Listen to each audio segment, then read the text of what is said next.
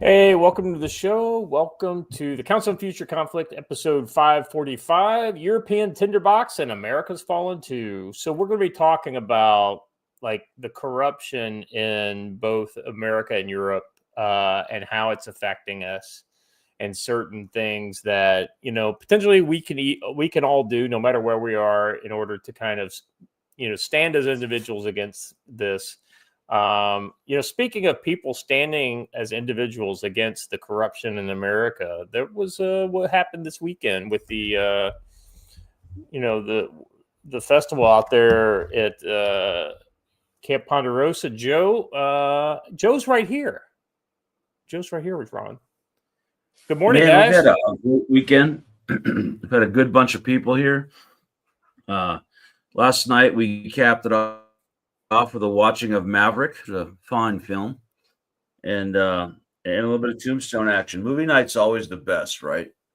We had a pretty good time. We had a really great community building event. Great amount of knowledge shared, and it's only going to get bigger and better each year as we continue on. But we had a fantastic weekend. We had a good time. That's what really matters.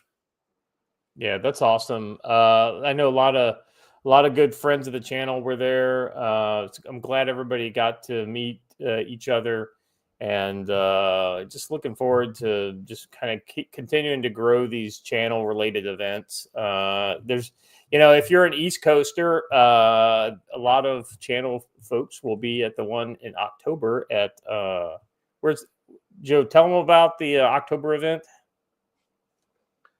So in October, I'm hoping Scott's going to be there with us, but I'm hoping too. NC Scout and I will be at Mountain Readiness.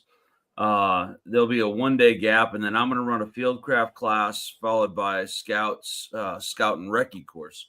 That's going to be a fantastic kind of week and a half where you can get all these classes in all in 1 week, along with hanging out and building community at Mountain Readiness, which is a fantastic group. Yeah, absolutely. That's such a great kind of brand too. They've done events with other people, and it's Joe, you've had nothing but great things to say about everybody involved. So it's always nice to get back to North Carolina to see Matt and all the other folks on that part of the country as well. So I would be remiss to not mention two traditions of the Camp Ponderosa summer event. First is we want to thank Hannah O'Connell of O'Connell's Quick Stop, who makes some of the best pizza in Montana. Does it all by hand and sleeves and went to work yesterday because we ordered another massive pile of pizzas from her, and she did a great job doing that. But more importantly, Watcher broke into the old McCullough family recipe box. Oh, yeah. It made us an amazing derby pie last night, and man, did you take a picture of it? Like, Watcher, I need this recipe. Oh, there's still some left, so we can take a picture of that. That would be that'd make the perfect breakfast this morning. That's for sure. Yeah. I know that's what I had for breakfast the next day when I was there last year. Oh boy, I think I ate an entire quarter of that pie. Actually, you made 2 of them last year, didn't you?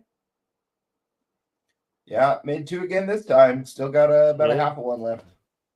Yeah, I don't know if you see Ron's note there, but I would really like us to make that announcement here in a little bit. Yeah, let's do it right now. Yeah. Hey, Ron, if you want us to do it, we'll do it, or you can put it right in the chat. But some pretty awesome and amazing news. So let us know, Ron, if you want us to talk about it or if you want to put it out there. I mean, shit, Ron. I mean, you got the link, so feel free to come on if you want to. Well, given the news, I don't know that he wants to come on. That's true. Heaven forbid.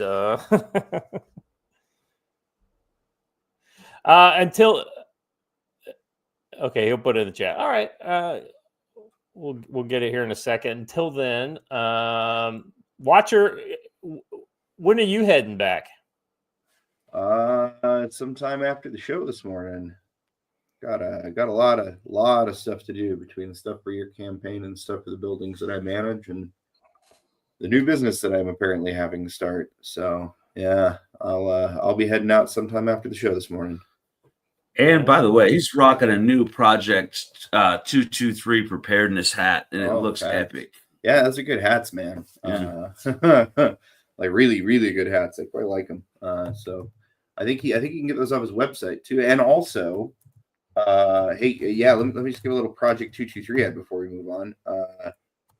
Guys, Project 223 sells probably one of the coolest little gizmos I've ever seen in my life. It is a Altoids pack that is packed with a small bit of custom-made electronics, which allows you to plug into any battery from 3 to 50 volts and charge your regular devices off of it. It is probably one of the coolest little dealies I've seen in a long time, and he's got them on his website. They're like $25. But yeah, I mean, you're walking along, you see a couple of good button batteries, but they're not the kind of batteries you need. Well, that's okay. Hook them up to this thing and then drain the juice right into the thing you actually need it in. So there it is. Ron just put it in there. If you want to read that, Scott. Yeah. So breaking, I've received a professional appointment to become Deputy Assistant Secretary of Defense for Strategic Readiness starting soon. You know, Ron, I guess it's always nice to have a friend in the Pentagon. Congratulations. Congratulations. I might be sending you an email in the near future, if you're open to it. Ron, I will say that's awesome. Yeah, man. Ron and I just want to say that I think I speak for all of us when I say I don't know of many people I'd rather see in that position. So congratulations to you and congratulations to whoever was smart enough to hire you. Yeah, you know what? He's absolutely well-deserved. Ron's a good man who has absolutely the country's best interests at heart. Been a patriot his whole life and fighting for the right things. So it's well worth it. Well worth it. And Mrs. Ron, congrats to Mrs. Ron. Yeah, she's been by his side the whole time, and she's an awesome lady, having met her. But this does not excuse her for making some more of those amazing pizzas for me, Ron. So. Well, also, Ron, my only question in regards to this is, what kind of helicopter did they land in your backyard when they told you your country needs you? Well, I see Ron's hiring process like the opening scenes from Firefox. When Clint Eastwood's out there, running through the woods and he's being chased by the helicopter, and they finally land to tell him, "We need you to come back in," and he's sitting there having like flashbacks. No, that's absolutely awesome and well deserved. Well deserved. Well, yeah, I mean, this is exactly what we need. We need when we get patriots like Ron inside the building, good things start to happen for our troops. Whether it's the youngest troops that are coming in, whether it's the programs that they're interfacing with, these kinds of. Guys like Ron will sniff out any of these deadwood strap hangers that might still be inside the building. Let me know. Let me tell you, Ron's the kind of guy who will. Ron says it's a ton of paper. Yeah, I can imagine. I can absolutely imagine. I mean, being a political appointee is not an easy thing. It's, in the old Washington system, I guess maybe up until Trump's time, the way you became a political appointee was literally through donations, through political donations and through bundling, and people who would kind of get other people to, basically you became known at the state and local level. And that's the cool thing about Ron was that, I know for a fact that he hated that part of politics. He liked the idea of serving his fellow man in that part of the world, but he hated the whole political process. And so I applaud you, Ron. You're going to do awesome because he's there for the right reason. Yeah. Also, what a target-rich environment to be walking into, right? Amen. Readiness is one of those areas where you just can't do. Yeah, there's a lot to be done there.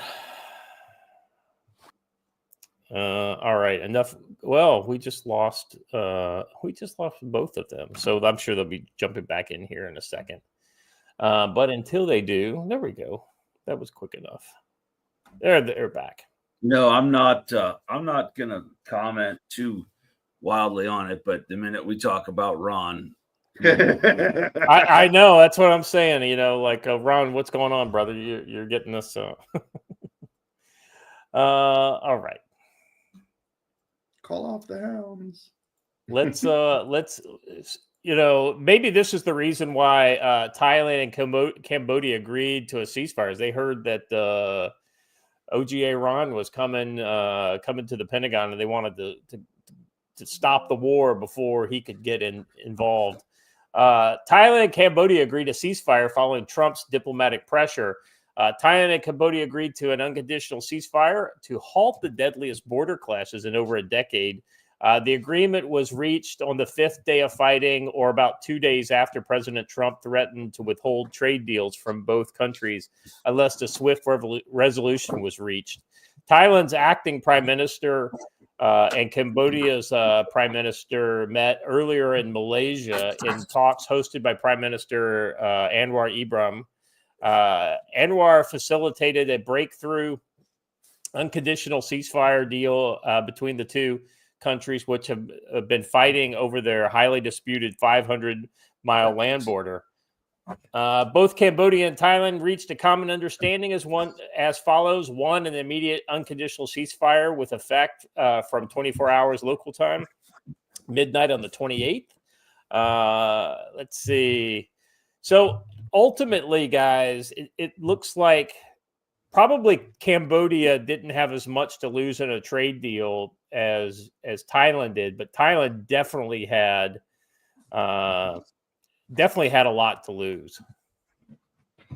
Well, Cambodia didn't have anything numbers wise that was going to come up there and actually defeat the Thai military. Yeah, so they had to come up with a better plan, which peace is probably always the better plan, right?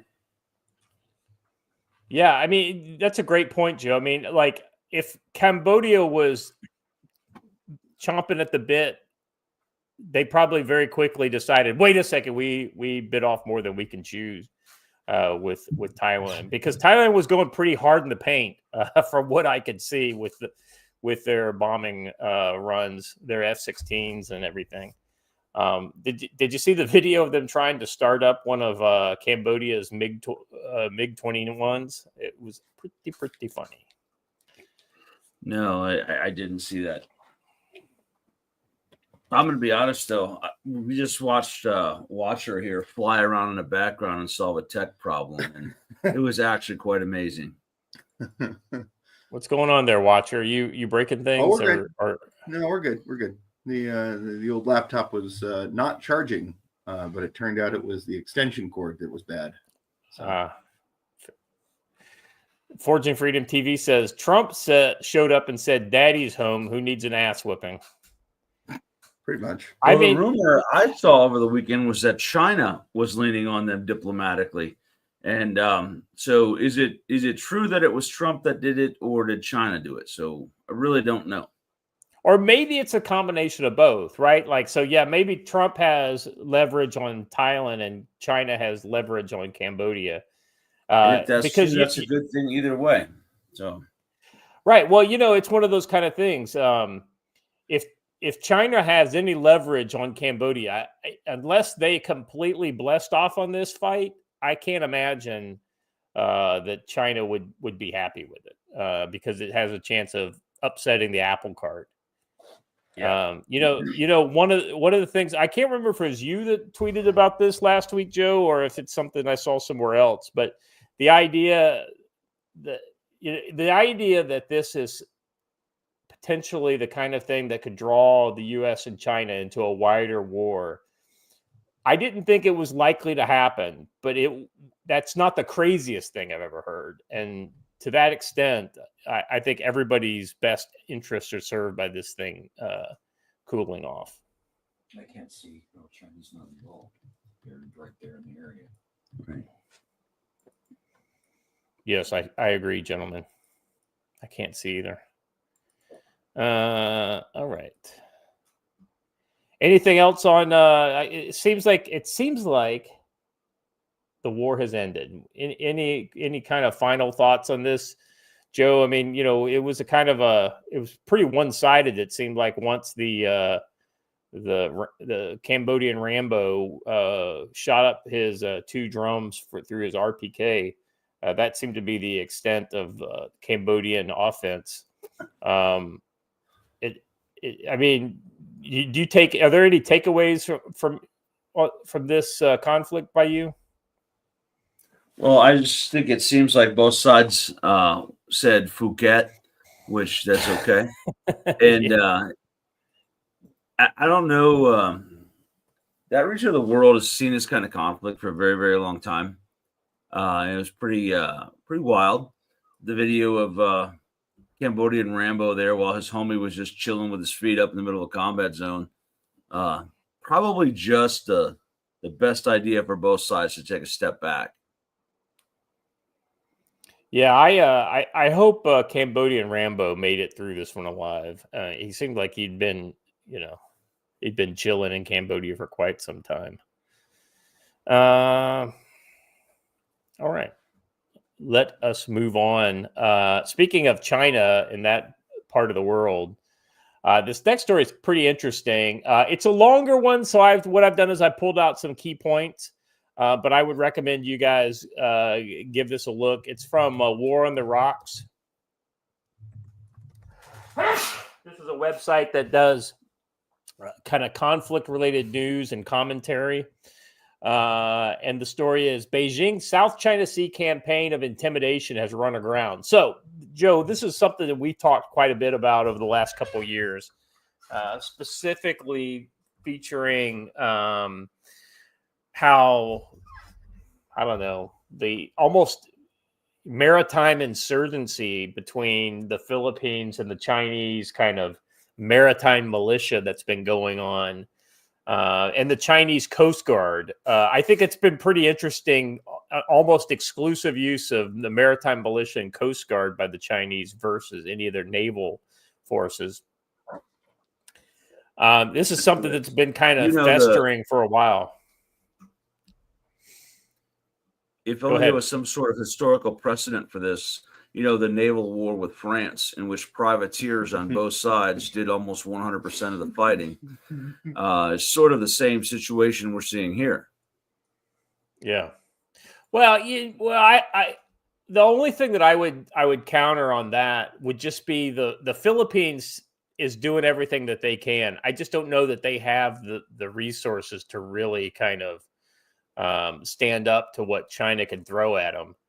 It's not for a lack of trying. I mean, the Philippine Marines, Navy, and Coast Guard that have been involved in this have done a great job. It's just there's only so many of them, and they only have so much money. The Philippines have a long history of fighting rear actions.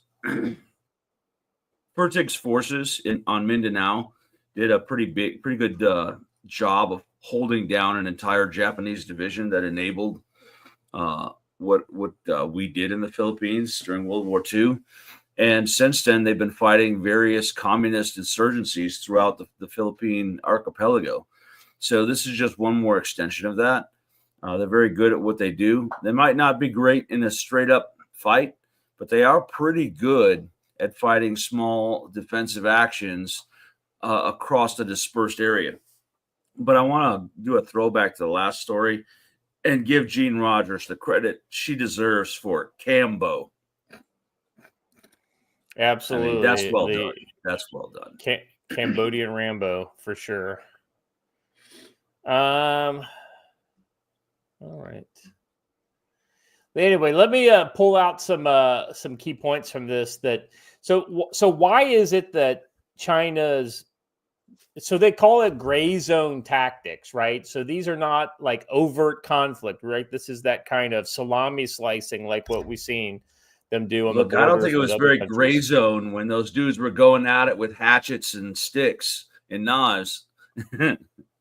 Well, yeah, that's a great That Joe, that's a great point though, because it never seems like a war unless you're in it, and then it seems absolutely like a war. In fact, seemed like a war from the Middle Ages when some crazy person with a knife is trying to, stab you in the neck, and kill you just as dead as doornails.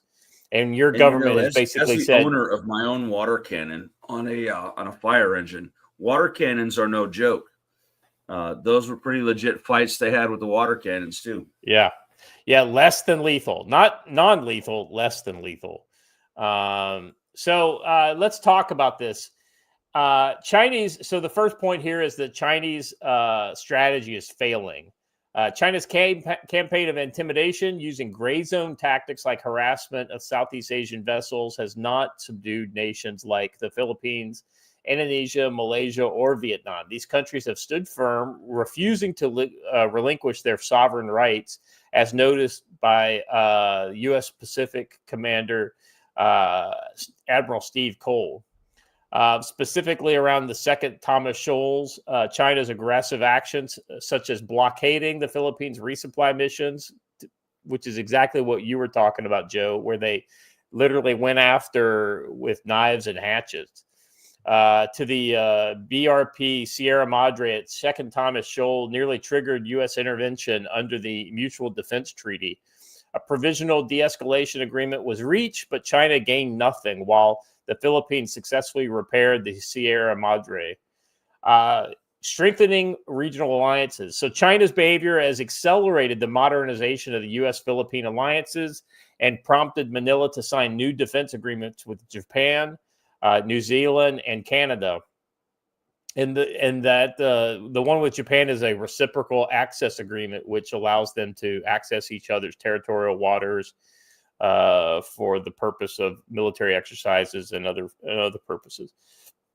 And it integrated the Philippines into a broader regional security network.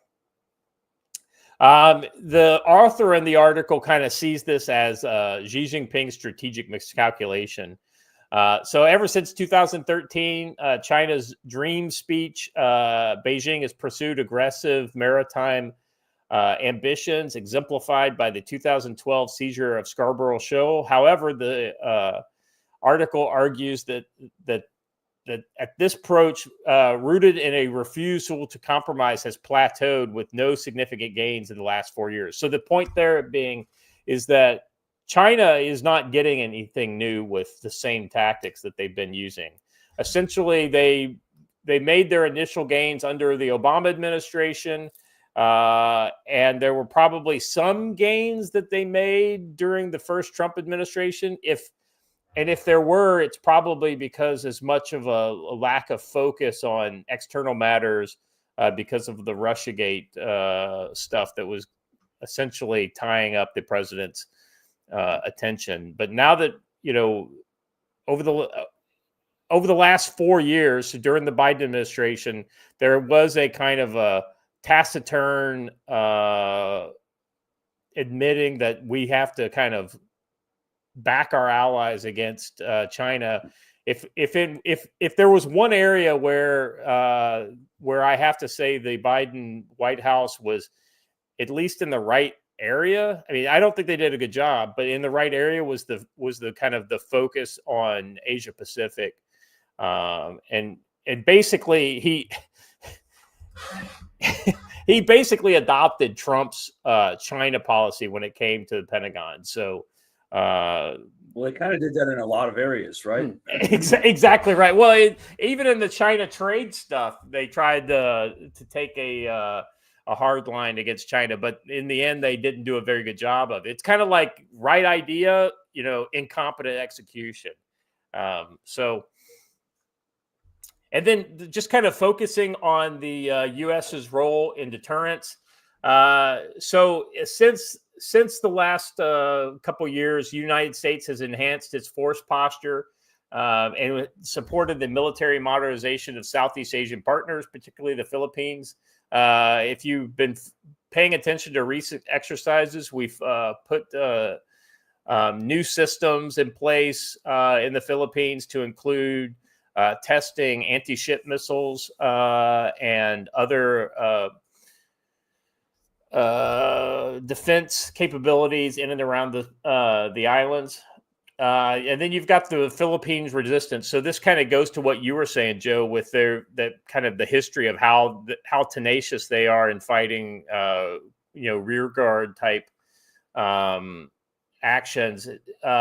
The article says here the Philippines have adopted an assertive transparency strategy, publicly exposing China's aggressive tactics to gain international support while continuing to assert its legal rights under the 2016 Hague ruling, which invalidated most of China's South China Sea claims.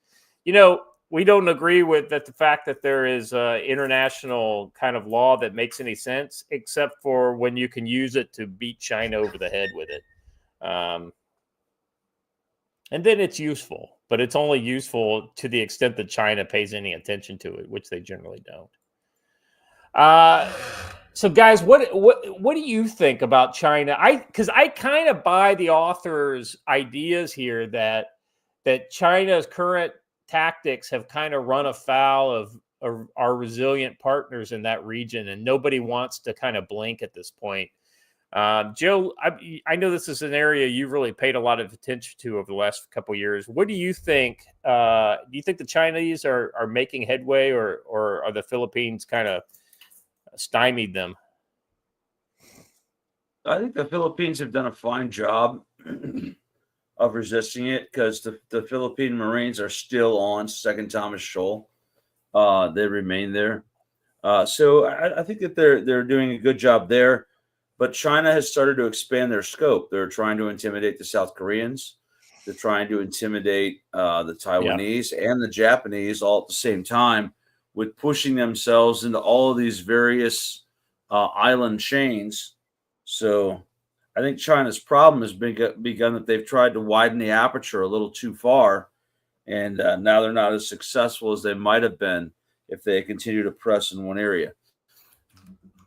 Don't forget, this same maritime militia is also infringing off the coast of Chile. Well, the irony is this is absolutely a broad offensive, not just in one area of the world, right? It's not just the South China Sea, and it's not, just our Asian partners. It's South America feels the pressure, and Argentina feels the pressure. So in the Atlantic, in the South Atlantic, even they flex that Chinese fishing fleet muscle. So this is something that's not going away. Let me just read the last paragraph of this article, because it kind of summarizes the idea pretty well as far as the author goes. It says, even worse would be for China to determine that the gray zone coercion has failed, and that escalating military force would be an acceptable risk. That is only likely if Beijing deems U.S. involvement unlikely or infeasible. So, in the short and medium term, it will be incumbent upon the United States and the Philippines to strengthen the credibility of the alliance. The U.S. government should continue to reiterate that the treaty applies to any attack on Filipino forces, including the Coast Guard in the South China Sea. It should follow through on plans to upgrade Philippine military facilities and to rotate U.S. forces, including intermediate range fires, through the archipelago. And it should enhance bilateral patrols with the Philippines and multinational patrols alongside Australian, Japanese, and other allied forces in the South China Sea, while providing ongoing support to the modernization of the Philippine armed forces. That is the best hope for maintaining a fragile status quo until Xi, or more likely his successor, sees the writing on the wall and seeks compromise. I think what we're seeing ultimately here is China's, in order to do more, China has to, in order to get more, China has to do more. And that's great if you have a Biden-like character whose feckless leadership won't allow him to stand strong. But with a president like Trump, I just don't think China wants to push that, to push that line. Mm-hmm. Right. Anything else from you guys? No. No. All right. Moving on. So this is more of a domestic thing.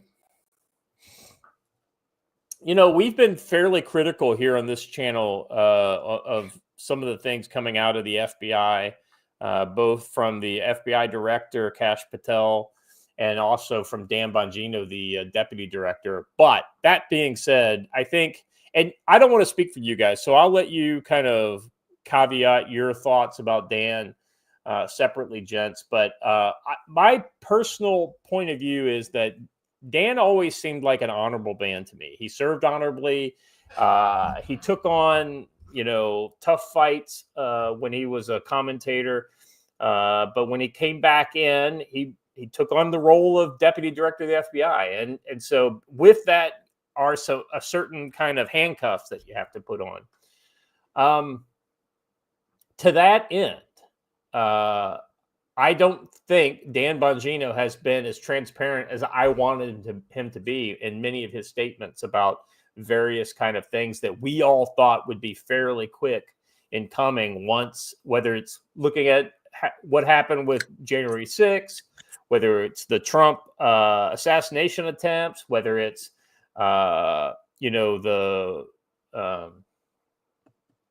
the Epstein list. I mean, you can kind of go on and on and on. There's like plenty of things from the last 4 years that we think need to be looked into and a little sunshine applied. But the problem is that just because we want it doesn't mean he's able to do it, right? Because he may have a process. So to that end, I think he's an honorable man, and he has done nothing to prove to me that he is not honorable. He just pissed me off a little bit because I want things to come fast and furious, right? But I also know, for having worked for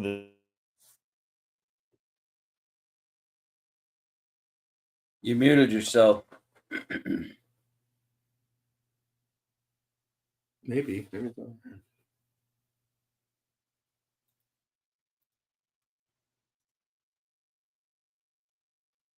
Yeah, Scott, you're muted. All right, there we go. I don't know what happened there. I didn't push anything. Huh. Point is that Dan I just want to know that it wasn't me this time. Dan Bongino seems to me to be an honorable man, and he has done nothing to kind of prove that he's not. So until he shows that he is not an honorable man, I have to take statements like this at face value. So let me read it, and then I'll let you guys comment. During my tenure, this is Dan Bongino on X. During my tenure here as deputy director of the FBI, I've repeatedly relayed to you that things are happening that might not be immediately visible, but they are happening. The director and I are committed to stamping out public corruption and the political weaponization of both law enforcement and intelligence operations. It is a priority for us, but what I have learned in the course of our properly predicated and necessary investigations into these aforementioned matters has shocked me down to my core. We cannot run a republic like this. I'll never be the same after learning what I've learned. We are going to conduct these righteous and proper investigations by the book and in accordance with the law. We are going to get the answers we all deserve. As with any investigation, I cannot predict where it will land, but I can promise you that an honest and dignified effort at truth, not my truth, not your truth, but the truth. Says, God bless America and all those who defend her. Respectfully, Dan. So, gentlemen, give me your take on this. I'm inclined to take him at his word. Well, while it sounds good on paper, there's really nothing in there. Yeah, I agree. There's literally there's no weenie in there, right? So this is a fairly safe statement to make because this gets everyone to take a pause and wait for it, right? They're not going to be looking for something. They're going to give them a little grace for another couple of weeks. But here's the thing. He doesn't mention specifically what he's talking about. Fairly safe comment to make. At some point, he's going to have to respond to it. But I want everyone to realize one important thing here. Dan Bongino can't just grab his phone, put out an angry tweet. This is an official government account, and the words you say matter and are then records of the federal government that are required to be preserved. Dan didn't write this. A team of lawyers and public affairs officials sat down together and decided on the careful wording that's in here. He can end up firing one guy for an inappropriate investigation and say that's what he was talking about, and it have nothing to do with anything Americans actually care about, because he didn't specify what he was actually speaking about, if that makes sense. Yeah, I mean, so right, this could be very kind of broad as to what it could be talking about. January 6th, it could be talking about the Trump collusion, the Russia collusion stuff. It could be about any number of potential bombshell investigations that we all have been calling for. Watcher, I know you're a little passionate about this kind of stuff. What's your kind of take? My take is a very similar take to the take that I honestly, it's going to sound a little harsh maybe, but I think we really do need to shut up and wait sometimes, because these are active investigations and we don't know what part of giving this away will blow other investigations, right? Either the whole thing is bunk and garbage and we're just getting delaying tactics. I mean, if that happens, that happens. But the other side of this is it could actually be true, and it's like those reporters hounding those poor police officers up in Idaho that were investigating the Idaho murders, right? They weren't releasing the information on our schedule, so we'll just say whatever the hell we want. I think that if you're talking about a giant conspiracy inside of our government, the way I know that we just want it all out in the headlines. We want it sensationalized. We want blood in the streets. We want people to get tarred and feathered. But if we're going to go about it the actual right way, I correct me if I'm wrong, a lot of times you have to just conduct that investigation in silence, regardless of how much of an utter asshole it makes you look like, even if you're not giving information to the victims' families and that kind of shit, because it's more important to put the dude away. Well, I think too, though, that this somewhat smacks, and I hate to say this, that this smacks of cute. No, right? Yeah. This is a statement that I can take and apply it to whatever my pet issue is with the FBI, and it feels good. It feels like they're telling me what I want to hear. So I would have made that far more specific in handling. Yeah, I'm kind of with you with that, Joe. I mean, this reeks of like a carnival fortune teller type thing, right? Like something vague that you could apply to whatever's in your mind. You have something to worry about. Oh, I'm worried about this. Oh yeah, you're right. Well, listen, I know you're worried, but here's a circus and a little bit of bread, you know? Right. Your government is first. That being said, I don't think that's his. I don't think he's trying to dissuade us from being critical. I think what he's saying is that there are some legitimate things that he's uncovered, and at this point, he can't even point the finger at what it is without kind of tipping off the active investigation. And so, like I said, he has been. I have no evidence to think he is anything other than honorable. So I will continue to let him buy time with a statement like this, you know.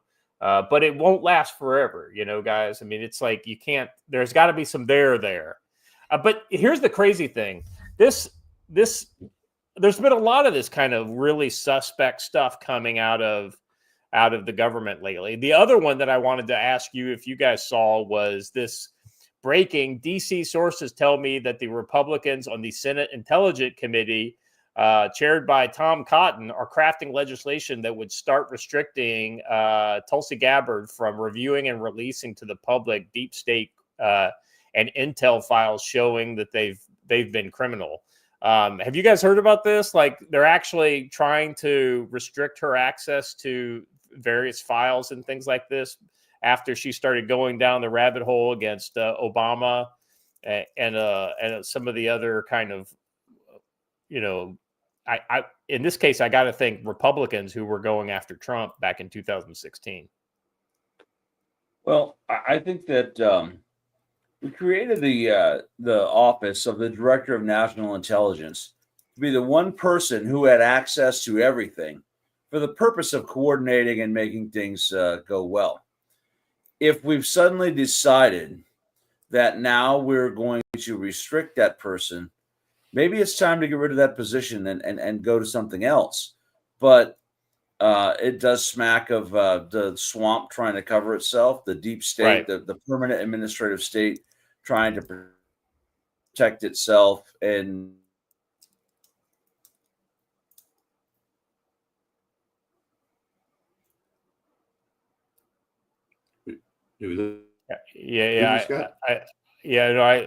I lost Joe halfway through his statement, so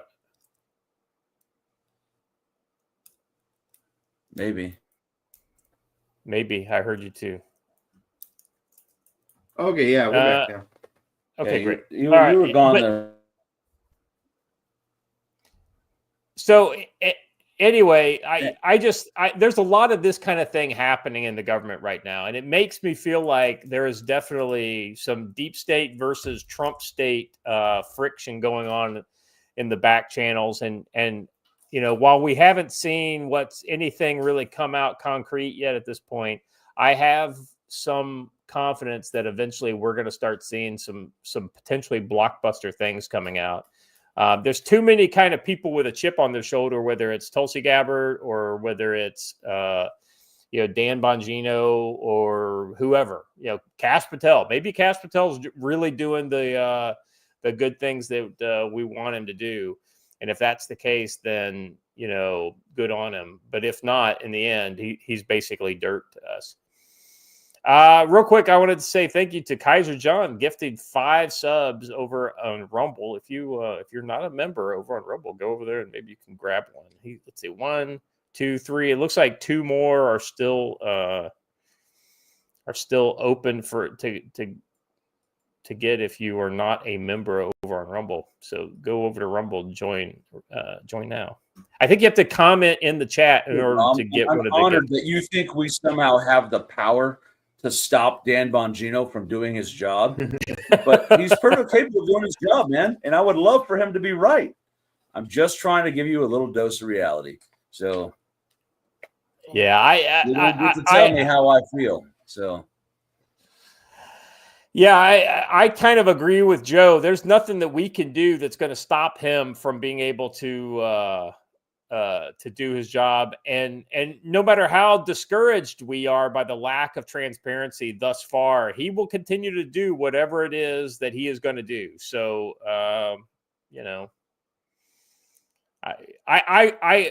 I wish him nothing but the best. I honestly do. And like I said, I think he's a man of honor. So I think he will do what he was sent there to do. Yep. I'd love to I would absolutely love to be wrong. So cool. Yeah. Guys, you got to remember, like, we've been hopeful so many times, only to be let down. So, all right, gentlemen, is there anything else you want to talk about in conspiracy theory alley here before we move on to broader things? I mean, this is our new conspiracy theory this weekend, but I will let Haley Shane share it herself. So you should go check it out. Anyway, let's talk a little bit about the old tactical wisdom. If you got a minute. Yeah. Let's hear about tactical-wisdom.com. So we're going to put out an article recapping all that went in the plans that we have. A lot of folks got their Tactical Wisdom T-shirts made in express fashion this weekend, including a bunch of the exclusive "you can only buy it here" Camp Ponderosa T-shirts. Has his very own now. Correct. Great stuff. Y'all need to get out there and tell your friends to buy some. Help us keep going. We've got a lot of classes planned and a lot of folks planning on coming out to them. So that's really neat. But I wanted to take a moment of my time and say that just the kindness and the generosity of the folks who support us is amazing. I've had a couple of different people from around the country show up at this event One, because he only heard about it on tactical-wisdom.com. Another guy, because he's been a follower for a long time, a follower of the show. He's probably in the chat today or listening as he's driving, because I know he's on the road. That folks just walked up this weekend handing me $100 bills or handing me large checks to pass on to the good people here at Camp Ponderosa. And I want to thank everyone for what they have done here to help us. And I just hope that it continues. And we're so grateful for every donation that comes in. A lot of folks got the opportunity to meet Alan and Linda this weekend, and they really liked it. I will tell you that the surprise hit of the weekend was our new partners at Swan Mountain Outfitters. They came over here with a couple of mules and did a mule packing demonstration. That is not something I thought I needed to see, but it was absolutely amazing. And it was really neat. And they do all kinds of cool things out here. Lots of great courses about learning how to be a guide and learning how to pack horses and go up into the back country and do things. So we're doing a lot more stuff with them. And we have a lot more classes coming up here on our own. We have a community security ops class coming up next weekend right here.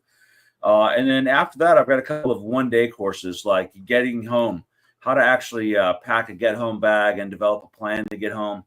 And then the half-day Baofeng Basics class. There's a lot of interest in this one, where I teach people how to shut off the angry Chinese lady and all that kind of stuff, and how to actually set up your radio so that you can use it when the time comes. You need your radio programmed and ready to go right now, not later on when things go bad. It's not enough to buy a radio and stick it in your gear room and be like, I got this covered.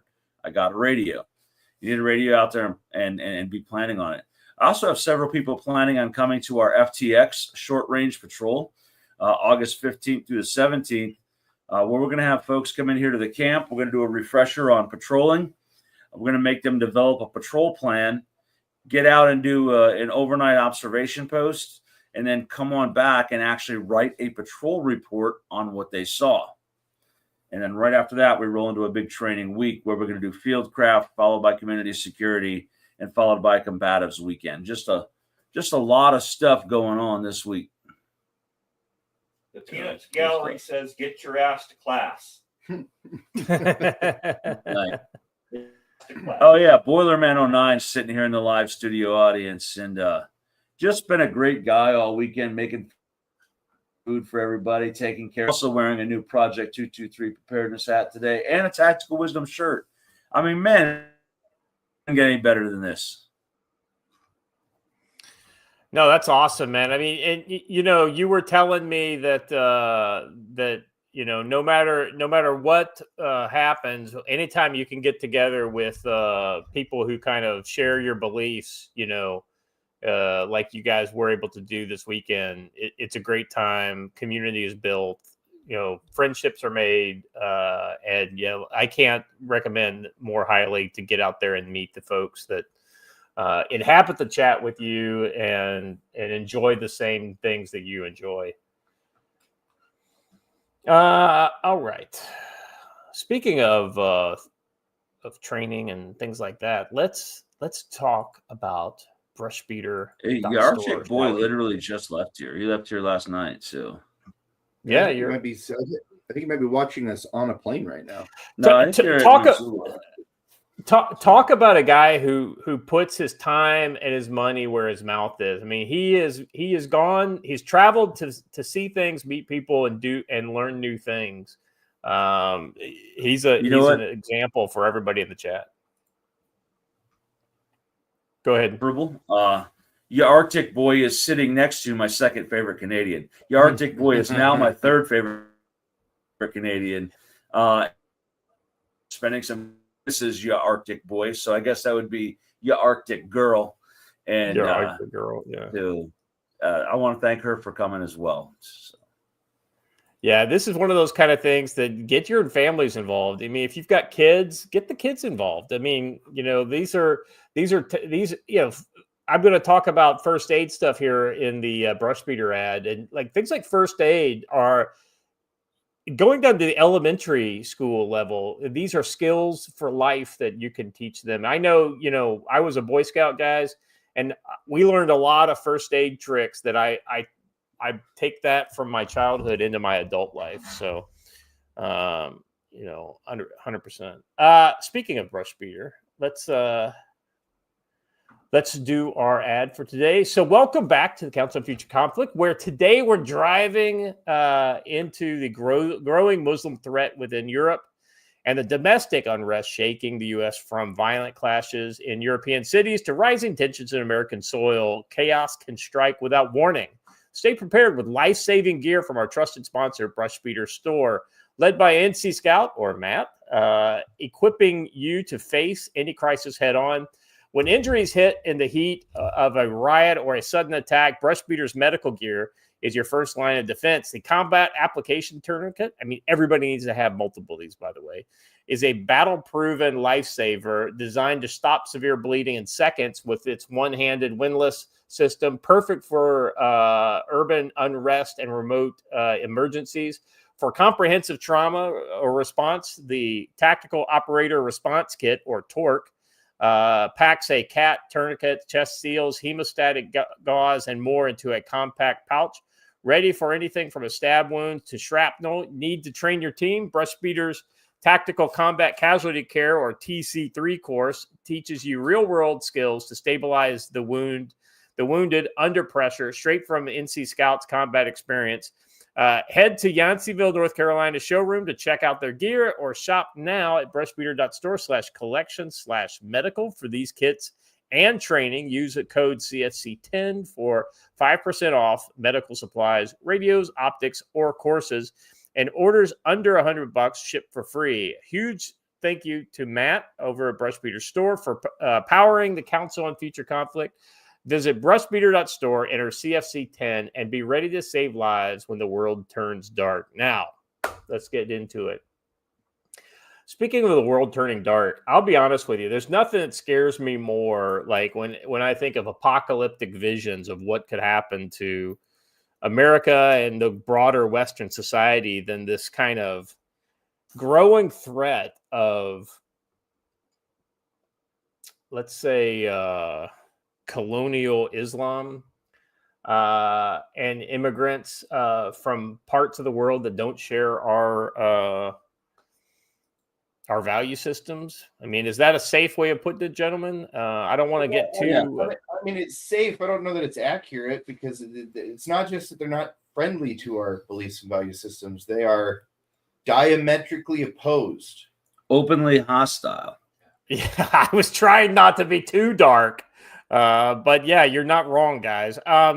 Footage of anti-illegal immigrant protests is now being blocked in the UK. So this is something that's been going on recently. And I've referenced it on the channel, but I haven't done a full segment on it. There's been a lot of anti-mass migration protests in the UK.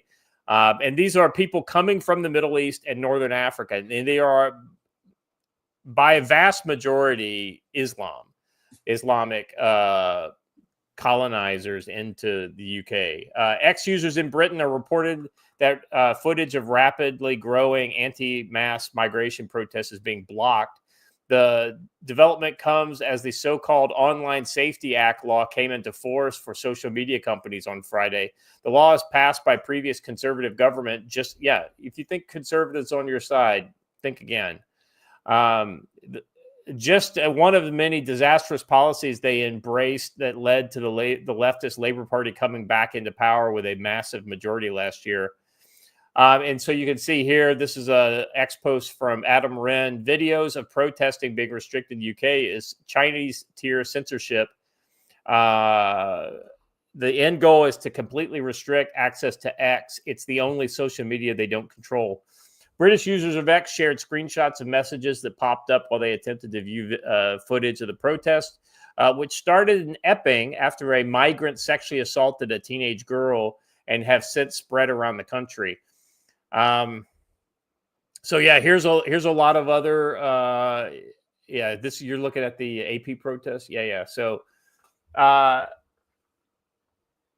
I tell you guys, my question is when will English patriots start putting pressure on these largely Anglo police officers who are just following orders. The Nuremberg defense is not going to be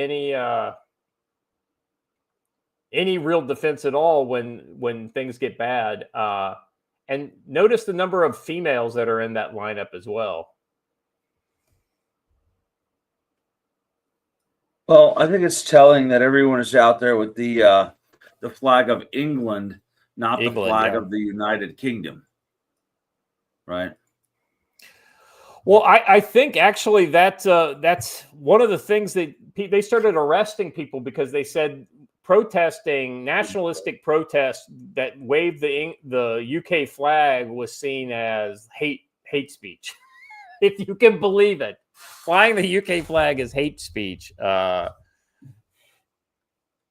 mean, Well, you know, it's your free speech platform, Twitter, that's out here helping them, you know.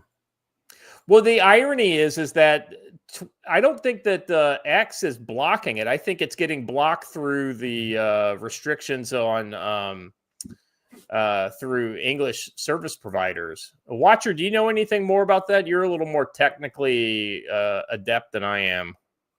Yeah, they're correct that this is an attempt to take. This is part of the ongoing censorship attempt. This isn't just to take the British people out of it. The hope is that other countries dogpile onto it. And essentially the UK is saying, oh, well, if you display things we as the British government say are not right, then our British telecom companies aren't allowed to show it to you. It is startlingly to the Great Firewall, and I would not be surprised if parts of it were actually like copy pasted. Yeah. And I think absolutely they don't control X, so they want to pressure X into basically complying with their, let's be honest, Orwellian view of what truth is. The ministry of truth is the ministry of lies. Well, freedom. And I do have to say this because I'm sure this has to factor into the British mentality. But are you guys aware that in Britain, truth is not an offense against libel?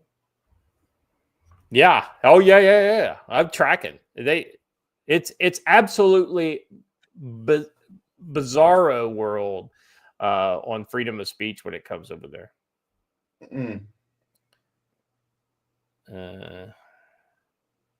Twitter has a UK office. They probably got served with a court order. Also, let's see. Hold on a second.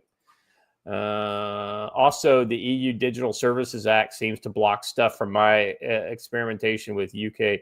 Hey, my question is do you have any trouble going to, let's see, I still get this message with the Swedish IP. Do you have any trouble, using a VPN to get outside of it? That's what I'm curious. Because, like Watcher in China, if you use a VPN to evade Chinese censorship, that's literally illegal. It's illegal to use a VPN.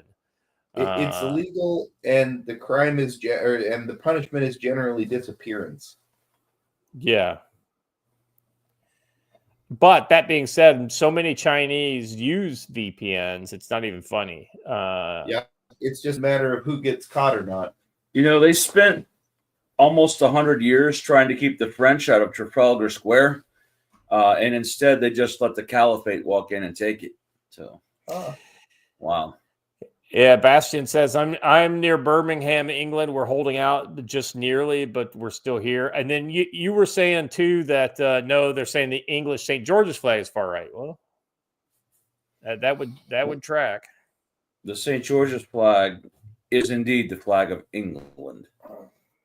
And Limey, if you're, I saw you in the chat. First of all, thank you. And I didn't tell Watcher about it, but we did put that money you sent to good use. There were a couple of bottles on the shelf that came from you.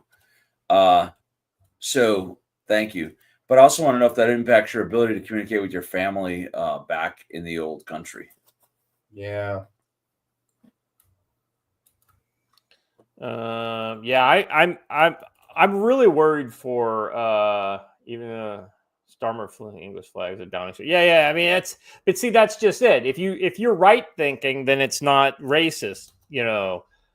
if you're wrong thinking, then the exact same thing that the right thinking people do becomes racist. And I mean, this is the whole point of censorship, right?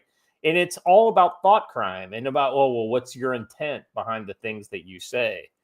You know, if you guys want to really be subversive over there in England, you guys should fly the flag of Wessex. You know, the original, original With a kingdom dragon of, on it. yeah. You know, tell them that you won't accept any of that Mercian, tyranny on you.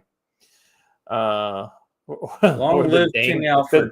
or the Dane law. The Dane law. You won't allow the Dane law to oppress you. Just blow their minds. Let's see. The reason Starmer went hard on the Epping protest is because of all the protesters are Morris and locals, normal non-political people. Moms and locals. Normal non-political people. Even Sky News came out on the protester side. It's weird. So, and we don't have it here, but Starmer actually busted a bunch of Antifa guys to try and make it look like that the rioters were being violent, and then that got caught and publicly displayed on the internet. And that's actually one of the very first videos that started getting censored. Was people had recorded the police escorting Antifa from buses to the protest. Yeah. Wild. You know, you brought it up, Scott, and it struck me. Danelaw. It's almost as if the appeasement of invading armies and cultures that are incompatible with yours leads to bad things. Almost. Let me continue on here. Free Speech Union remarked, our fears appear to have been vindicated on the very first day of the Online Safety Act's enactment.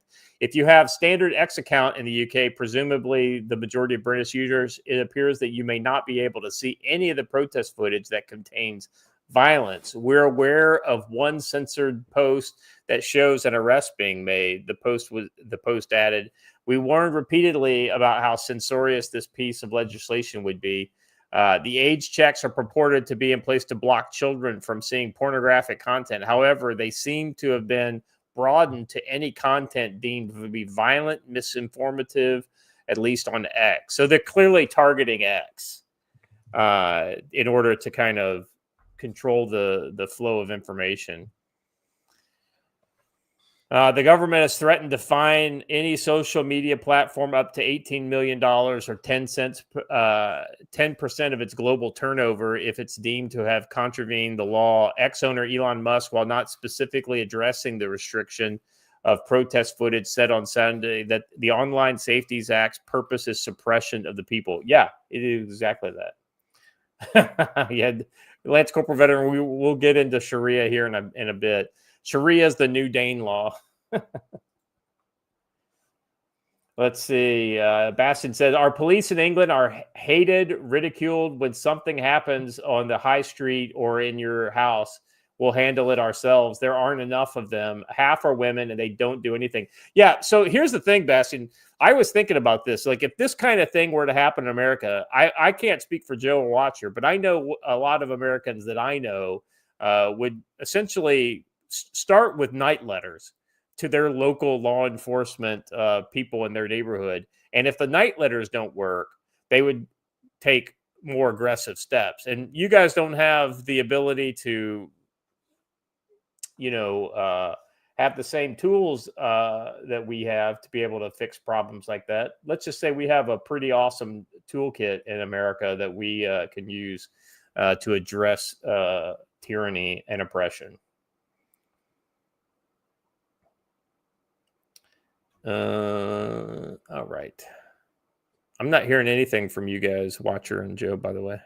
Oh, I didn't know that there was something to be said. I mean, we agree with you. I know. I didn't want to speak for you. You're actually in America. Let's see. Meanwhile, close to 300,000 people at the time of this writing have signed an online petition calling for the repeal of the Online Safety Act, surpassing the requirement for Parliament to consider a motion for debate. In response for the apparent censorship, searches for VPNs in Britain reportedly surged over 700% on Friday. Wow. Elite police squad to monitor anti-migrant posts on social media. Go ahead. They will not respond to your house for a burglary. They don't respond to petty theft, but by God, don't put out a mean tweet. Oh, Yeah, there, we sir. do have a wireless. license for that racist tweet. Yeah. Oi, do you have a license for that, freedom? Yeah, I think it's here in my trunk. Let me open the trunk. Come on around here, officer, and let me show you. Maybe come around the back of my barn here. I can show you there. Look down here in this ditch, officer. That's where you'll find it. You know, the longer this goes on, unfortunately, the more the British are going to have to deal with the fact that like a substantial portion of their own population are the ones that are enforcing this, and gleefully. Yeah, and unfortunately, the only way out of it each day becomes less and less likely to be peaceful, right? Yep. You know, gentlemen, I used to live in a state that had a song. One of the state songs is about a point in American history when this happened. And let me just recount the verse from that song when that happened.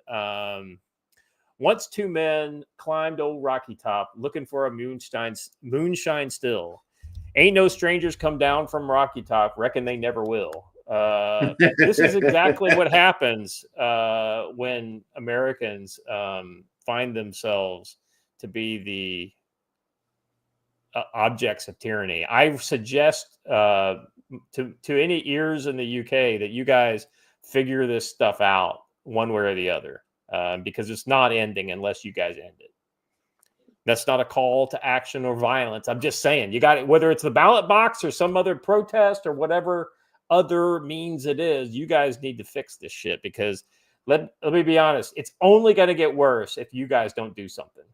Well, and at the risk of putting myself at odds with other people in our group, I will say that this is an example of why you can never depend on something like a just and godly king to be the one who's going to lead you out of perdition. You have to do that work yourself. More often than not, it is the supposedly godly king who is actually forcing these decisions. Yeah, I tell you, looking at the state of the monarchy, and let me be honest, I'm a bit of an Anglophile when it comes to like my cultural touchstones and history and things like that. But that said, looking at the state of the monarchy, I bet that the constitutional republic is looking pretty awesome right about now. All right, Yeah. moving on to our next story here. Extremism masquerading as activism. Earlier this month, Earlier this month, UK Parliament voted 385 to 26 to ban Palestinian action after members infiltrated an Air Force base and vandalized equipment. Under the UK's Terrorism Act of 2000, it's now illegal to fund, support, or even publicly approve the organization. Arrests have already begun, sparking backlash from critics who describe cracking down on pro-Palestinian action protests as dystopian. So let me get this straight. All of the things that have been going on to regular British people protesting, that's not dystopian. But when we go after some Palestinian guys who are like literally attacking your military and their ability to, do military things, that's dystopian. Okay. All right. I got it. Now Palestinian Action's U.S. wing, Unity of Fields, faces similar scrutiny for similar behavior, as well they should, calling for police to be set on fire, cheering the murdering of Israeli Americans, traveling to Iran and publicly supporting them against the U.S., and advocating for direct actions. Tactics include vandalism, violence, and full-blown terrorism. The question is, should the U.S. follow the UK's lead and formally ban UOF? Yes. Well, that ends that debate. I mean, that was a pretty easy one, don't you think? Right? Yeah. Muslim terrorist group? No, sorry. You're banned. You're out. That decision rests with lawmakers, but before discussing the decision's finer details, I just think you go to no and then move on to new business. Before discussing the decision's finer details, we must face the more basic truth. Organizations like Unity of the Fields aren't just saying outrageous things. They incite violence. They empower extremism. They undermine so does Antifa. For somehow we have allowed these motherfuckers to continue to exist in the United States as a legal organization. I'll be honest with you. Put an Antifa logo on the RICO, just down the line. Any affiliation with or espousing of Antifa propaganda and or themes, RICO. That's it. It's just immediately done. I don't even know how that's a question. Same thing for these motherfuckers. The UOF frequently uses far-left Marxist rhetoric similar to Iran and Hamas to disguise their extremist authoritarian agendas. This dissembling has been effectively led many American progressives to embrace organizations like UOF as ideological allies. However, UOF's rhetoric crosses into from critique to incitement speech directed to inciting and producing imminent lawless action, which the First Amendment does not protect. Amongst other things, the UOF has stormed Columbia's library, distributing pamphlets. Remember that one? This is their greatest hits, I guess. Called for violence during the LA riots, celebrated the murder of Arab Israeli Americans as a legitimate act of resistance. Talking about the two people that were murdered. What was that in? That was in DC, right? The Israeli guy. I think so. Yeah, it was DC, I think. C. Westby. But Antifa doesn't exist. I know. I mean, that's true. If it doesn't exist, you can't be illegal, I guess. The UOF claims to lead the pro-Palestinian movement, yet it follows the playbook of online radicalization, prioritizing violence over progress, exercising speech. Their liberation, they're deliberately manufacturing the conditions for violence, which have already paid off in a wave of anti-Semitism and skyrocketing political violence. So these are the kind of, whether it's, Palestinian Action in the UK, Unity of Fields in the US, these are the kind of groups that are getting a fucking free pass from the government, and even the conservative sides of the government, if I'm honest. Yet you go after little old ladies who trespass on the grounds of the Capitol building, and yes, that's okay. Yeah. Yep. His Majesty recently opened an Islamic center at Oxford. He's chosen his side. I'm an Anglican in agony. He has abandoned the church, parliament, and tyranny. As Sargon said, look to localism, the Shire. If you need like a new set of DeWalt tools in a custom case or anything like that, we might be able to help you out. Also, Juan Cholo mentions in the chat 37 to 77. It's on every Montana Highway Patrol car and patch, and it's a throwback to the first law enforcement in Montana, which was vigilantes who would paint 3777 on people's tents or houses, encouraging them that it was time for them to leave or they would be removed. Why I say that is when you see these events happening and you start realizing that law enforcement's not going to stop the rampant protesters who are harming, vigilantes inevitably arise. The same thing here. And eventually folks will just decide that governments are no longer solving their problems. They're going to solve them themselves. Yeah, this is exactly right.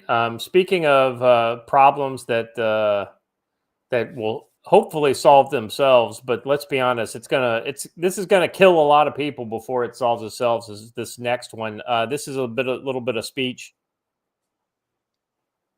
Now this is in German, but you don't have to listen to the guy. I'll read the tweet, and you guys can understand what the fuck he's talking about. basically, this guy is a renowned Islamic scholar in Germany, and he says that non-Muslims must obey Islamic rules. He also says that if they don't, they will be punished. This is Islam.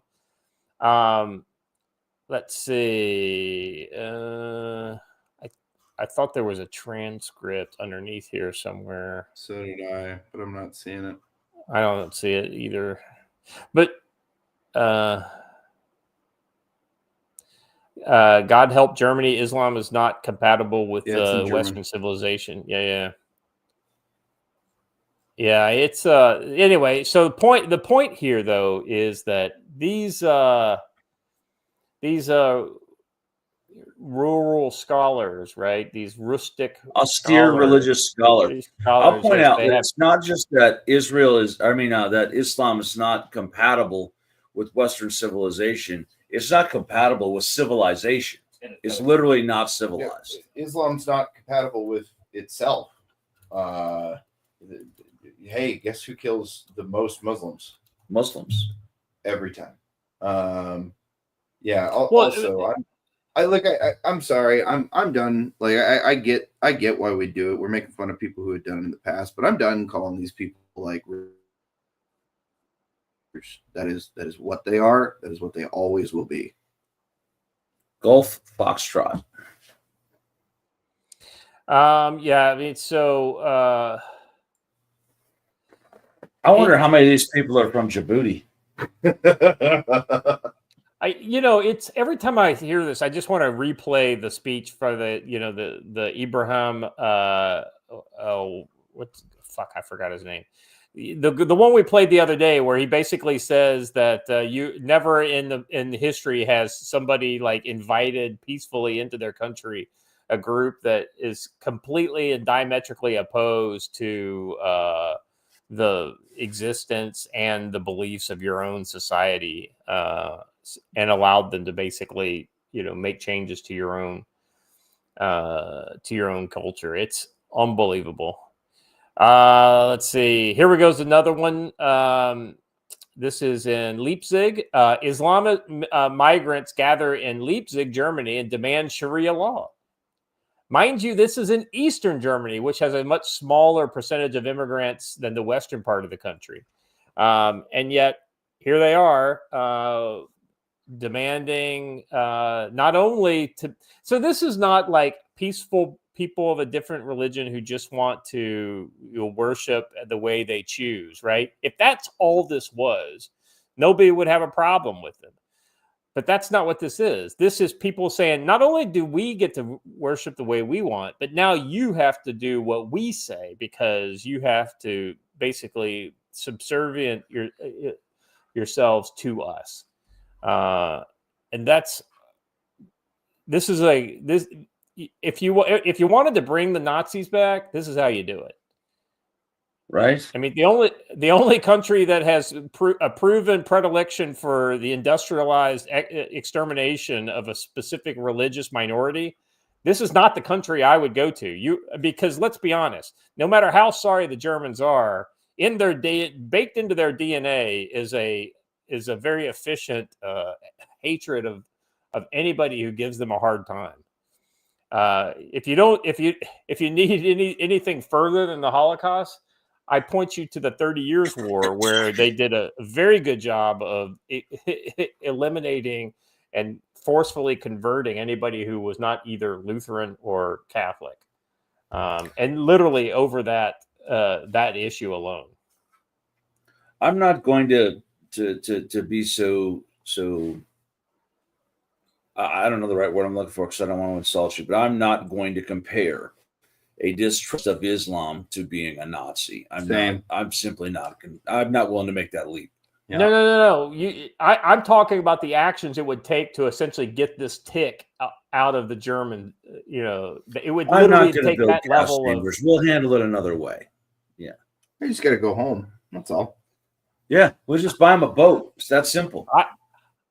If I thought that would work, that's I would assume that the Germans would do that, because Germans make pretty good boats, I hear. Yeah, Bismarck was pretty awesome. There are creative, non-lethal ways to to cause people who have such strict belief patterns to vacate an area permanently. They would not be hard. Literally, all it would take is people just getting over their feelings of, but that would be racist. Will Armed Corgi says it best. You stop giving them free money, and most will leave. Here's the problem. Here's the biggest problem, I think, with a country like Germany and their ability to handle this in a civilized manner, right? Because what your guys are talking about is like, hey, listen, this can be solved by people who just want to, take their country back, but in civilized, moral ways, right? So that I get where you're coming from with that one. And I agree with you. I think that's the way you should go. The problem is Germany is no longer a moral society. They are majority atheists, and at worst, and at best, they are majority agnostic or non-church, right? They may claim to be Christian, but they're not real. They're not. I've got. This is an interesting point you're bringing up, though. They're not actually atheists, though. They're anti-Christians. Oh yeah, right. But non-theistic anti-Christians is what they are. That's it. Like it's not that they don't believe in anything at all. They certainly believe in hating Christians. That's kind of where it ends, though. Yeah, but to that end, I think ultimately, I think what you'll end up seeing is the worst of humanity comes out of this type of situation. And I don't know that there is a peaceful way out of this for people like the Germans. Right. Jason raised a good point here in the room. Just read the Quran versus the Bible and the Talmud. Yep. And it's all literally right there. They don't hide it. Yeah. No, you're absolutely right.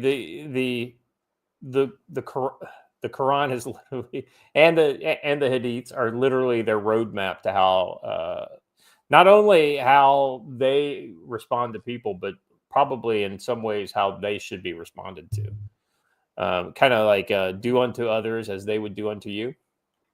Just look at the Quran. Hey, if you were present here yesterday, you would have heard me speak about this very topic. Right. All right. Moving on.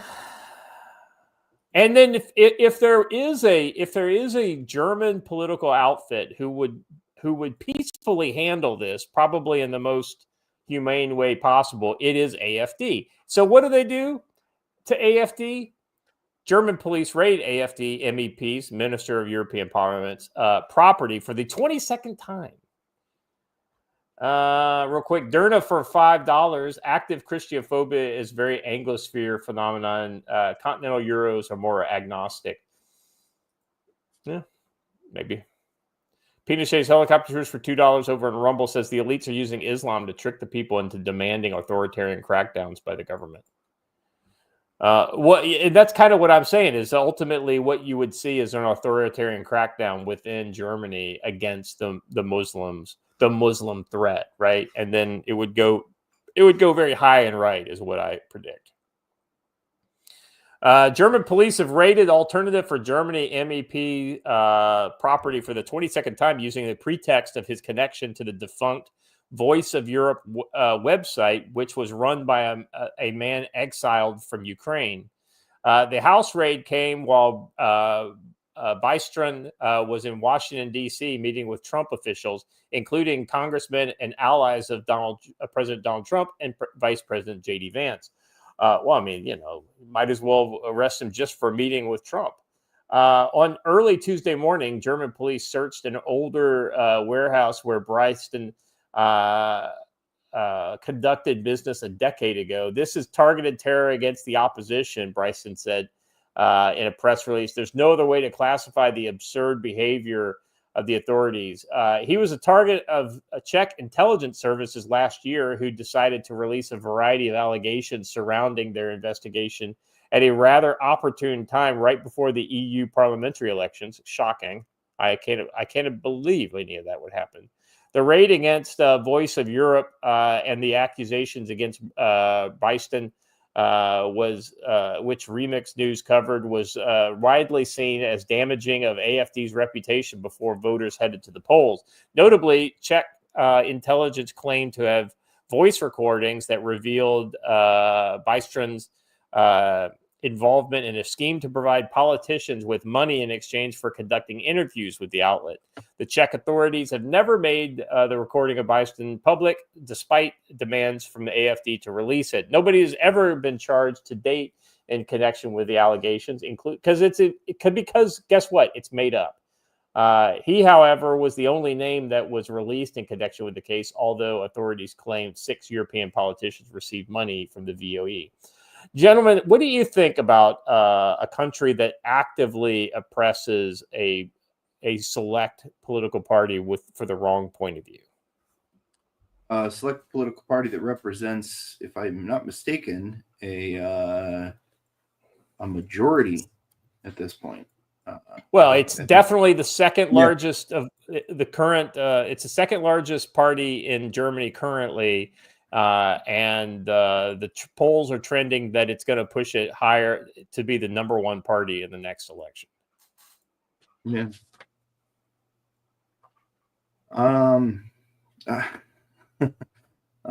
Gee, I wonder what that would be like if you lived in a country where only one political party were the target of massive law enforcement actions on seemingly a daily basis. That would truly be a new experience. Let's see. Bystron himself said that despite the properties being raided 21 times, the police have not turned up any incriminating information. He also said the police have even raided his elderly mother's room in the retirement home and took testimony from her, despite her having already officially been declared by the court as a dementia patient. Every single one of these 22 searches was illegal. Each one marks a step away from the democratic constitutional state and towards an authoritarian regime that seeks to silence dissent by any means necessary. Notably, so here's the thing, right? It's like no matter what side you are on, the more you go down the authoritarian path, it's going to send the other side down an equally authoritarian path. Because ultimately, like the communists and the Nazis in the 1930s, it ended up being a race to the bottom, and all sides were using the same tactics by the time it's over with. So that's what this gets you. Notably, the house raid also occurred on the same day that the top German court in Leipzig rejected a significant AfD's appeal. The party was working to overturn its current designation as a suspected extremist party by the powerful domestic spy agency, the Office for Protection of the Constitution. With all appeals now exhausted, this means BFDV, that's the Office for Protection of the Constitution, can conduct extraordinary surveillance on AfD, including targeting members with wiretaps, reading their chats and emails, using informants to infiltrate the party. A number of prominent commentators on the German right have already highlighted this case on X. Let's see. I'll be honest with you guys. This is the kind of thing that really, it doesn't surprise me at all. And if anything, I think if Trump had not won the election, this is where we would be in America. I agree. 100%. Yeah, you're absolutely right. I know that none of us are super excited about German politics, but still, I think that this is kind of like one of those important stories that, this foreshadows conflict in the future, I think. But hey, just in case you were, you're down on Europe and you don't think that none of this kind of stuff applies to America, don't worry. We have a different type of rot within, and it's this kind of like a cancerous rot of corruption that is in the soul of America. There's a depravity of just, whether it's the onlookers watching the crime or the people who think it's just fun to commit crime, or the people who join in. Well, if he's hitting them, well, I could hit him too, because, hey, nobody's going to get in trouble. So I want to highlight this this brutal down. Okay, so this is the Fox News story. Brutal downtown brawl leaves victims bloodied as Cincinnati police launch investigation. I'm sure a lot of you saw this footage that came out. That came out over the. I guess it was it over the weekend? I think it was. I Or did it want come out last to week? talk about something really quick here. Yeah, go ahead. Implying the word brawl, or the word brawl implies something, and that's Yeah. not the right word here. It was not a brawl. It was an attack. Ambush, a brutal attack. Yeah, something along these lines. I think ambush might actually be correct. You know, it's basically a brawl one-sided implies attack. mutual combat, right? Yeah. Police in Cincinnati are investigating the viral video. That's what we're watching here. That shows what appears to be a violent brawl. No, it's an attack, a brutal attack in the downtown section of the city. The fight happened on Friday night between Elm and 4th Streets, according to Fox 19 in Cincinnati. A man in a white T-shirt appears to be shoved to the ground by two men and mercilessly beaten. The video shows others in the crowd, women including, joining in on the beating. The man's head appears to be stomped multiple times. The man continued to be battered for about 50 seconds before he was helped to his feet. But he immediately took a step and fell back down. Several people responded to help the man back up. One man can be heard saying, "My man's drunk." No, maybe it's not easy for you to get right back up if you had your head stomped on. That amount of damage, he's like, we got a TBI. Yeah. The man eventually gets back to his feet, and he appears to be bleeding from his head, nose, and mouth. A woman then rushes to the man's aid, but she is attacked by the crowd. She suffers 2 brutal blows to the face, which sends her slant. This is it right here, bam, right there to the ground, and she's out. She's down for the count.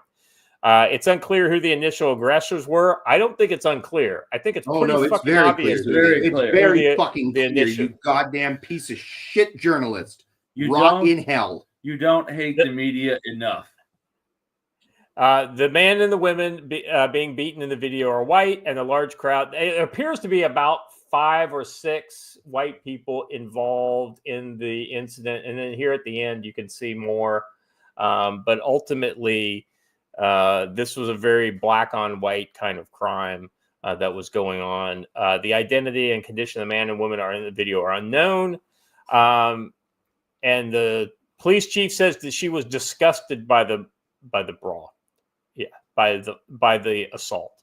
This is That go ahead. a group of people assaulting you is justification for deadly force. Or for anyone in the crowd to also exercise deadly force to stop the attack. Yeah, once you determine that somebody's life might be in danger, you can now use deadly force in most states. I don't know. There may be some exceptions to that, but I don't think there are. But here's the thing, guys. Obviously the people who are throwing the punches, whether they are a wronged party or somebody who just wants to get in on it, yeah, that's a level of just cruelty, right? But there is a depravity of the crowd who's just sitting here. I'm videotaping the whole thing. Yeah, I don't care what's going on with this guy. I'm just going to sit here and be a spectator, right? Well, there's too many of them. I don't want to get involved. Well, listen, if the 4 people standing around watching would just get involved, then the 3 people beating the guy wouldn't be able to do anything to them anymore. I guarantee there were enough people in the crowd standing around or in these cars. Almost all of these cars have people in them.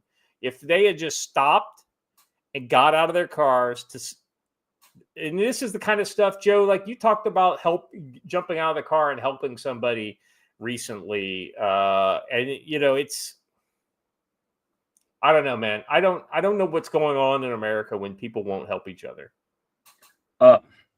You are already in the collapse.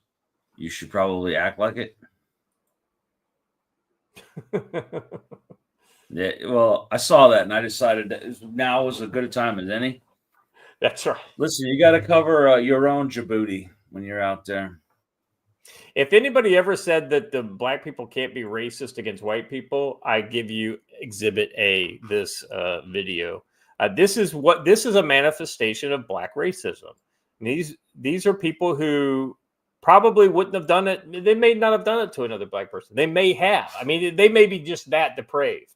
But ultimately, this is exactly the kind of thing that shows you that, point in fact, you do have power to be racist against somebody, because here it is. I'm going to quote a founding father here. We must hang together, or we shall surely hang separately. Pinochet's helicopter tours for $2 over in Rumble. Knowing what we know now about Russiagate, Obama's stupid Civil War movie now makes sense. The media deserve to be punished. I just hope the right ones do. Well, I mean, yeah. I mean, it's. Let's see.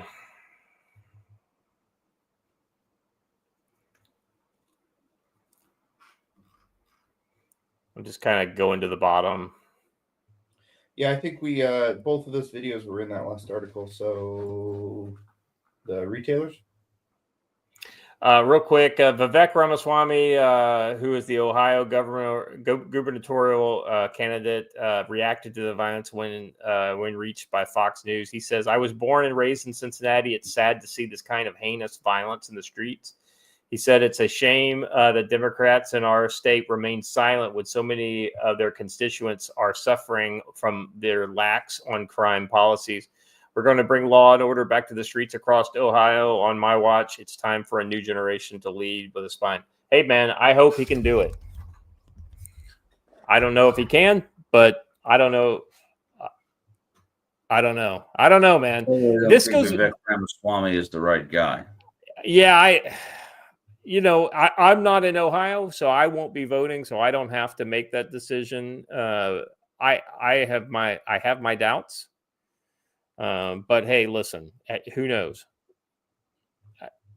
I've been surprised by people here in recent months, both positively and negatively. So show me. It's kind of like to quote my Missouri friends, show me. The problem is that crime won't take the rot out of people's soul. Like, being tough on crime does not, because when the police aren't there, people will do whatever they can do. All right. Let's see. Let's move on to the next one. So, retailers accused of racism as they flee black neighborhoods in Milwaukee. Well, I mean, why wouldn't you accuse them of racism? In the war on Black America, the sign says. Milwaukee is the latest in a long list of U.S. cities facing a rapid retail exodus from minority neighborhoods. And once again, the blame is being placed on companies in question rather than the behavior of the residents as they protest the rising tide of food deserts. Well, I mean, this is, Joe, you know a little something about this, having worked loss prevention at a chain that often serviced urban areas.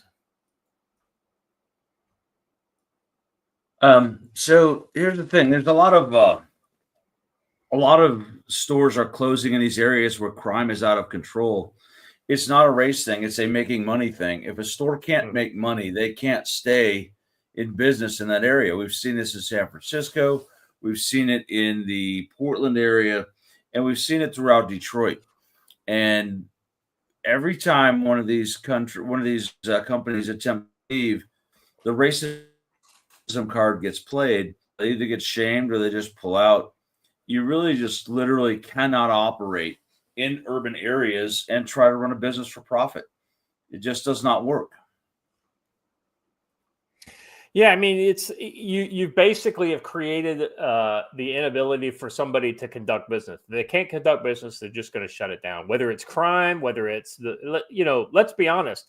A lot of these food deserts were happening because not necessarily because of the crime, back in the 90s, it was just people weren't going to these stores, right? They were going to, other stores, and it wasn't good business to be in those areas. But in this case, I think Joe's absolutely right. The crime just comes to a certain level that you just can't be done. The city was notified by Walgreens that it will be closing at least 7 locations over the next 2 years, and CVS will be closing 7 locations as well. Activists argue that the closures center around Black and brown neighborhoods, and that these areas deserved access to nearby grocery outlets. Kroger's decision was discussed at a July 2nd meeting of the Common Council's Community and Economic Development Committee. Many people walk or take the bus to buy food. If the store is gone, they may have nowhere close to shop. This impacts our city. Moore said they're closing quite a bit of grocery stores that are in neighborhoods that absolutely have no access to groceries. Angry residents presented a number of far-left arguments and solutions, including finding ways to force companies to keep stores open and boycotting the stores which are always closing. They suggest recruiting help from the Party of Socialism and Liberation. Yeah, PSL. Those guys will absolutely help you. I'm sure they will do everything they need. You want to play the video there, Watcher? Yeah, let me get the audio. Sorry. Yeah, I'm interested into what food justice is. Yeah, me too. We're gonna have to mute ourselves while this goes so you don't get backsplash. But okay, go ahead. An emergency town hall this evening after Kroger announced several pick and saves in the Metro Milwaukee area will be closing. It's happening soon. The closures were announced 2 weeks ago, but it's not enough time. Wasn't clear when those doors would shut. Christina Van Zelst is live in studio tonight. People had a meeting. They're scrambling to find another place to shop. Yeah, Kim, there were several state and local elected officials in that room at Metcalf Park Community Bridges tonight. Meeting organizers say it wasn't until they saw a post on Facebook that they found out their neighborhood pick and save is closing July 18th. They say the community needs more time to adjust. Our community deserves a grocery store. That was the message at this emergency town hall Monday. I thought it was convenient. That's why I moved over here close by it. Now they're taking it away. 2 weeks ago, it was announced 5 pick and save stores across southeastern Wisconsin would close in Glendale, South Milwaukee, Oak Creek, and 2 in Milwaukee. The focus at Monday's meeting, the location at 35th and Meineke. I've been around here for 8 years. That's the only store I know. We don't have a lot of grocery stores in Black and brown neighborhoods. Metcalf Park is in the center of Milwaukee that connects to various neighborhoods. Melody McCurtis is the deputy director. I had to make Watcher pause it. Does that woman look like she suffers from a lack of grocery stores in her neighborhood at all? Shut up, lady. Shut up.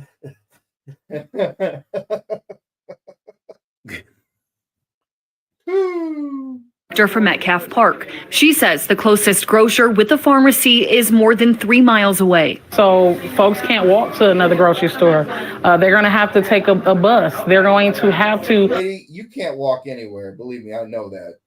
Good Lord. Right? Those are just ride to the grocery store. Oh, hit the wrong button. Sorry. To the grocery store if they don't have a car. Alderman Russell Stamper, who represents the district, says he's going to look at funds for a grocery store during the city's budget cycle. Local and state officials at the meeting say they reached out to Pick and Save personally, and in an emailed reply, Pick and Save suggested people impacted try free prescription delivery for the remainder of the year. The company also suggested grocery delivery, offering a 30-day trial. But the people here say that doesn't solve the problem. Folks are also talking about starting multiple co-op grocery stores because we don't just need one grocery store, we need multiple so that we can have healthy, safe. Hold on. Meanwhile, she's wearing $800 glasses. No, and this is my favorite part. Hey, we'll just deliver them to your home for free. That doesn't solve the problem. Why would that not solve the problem of not having food in your area? Because I can't shoplift if you're going to bring it to my house for free. That's exactly true. Exactly true.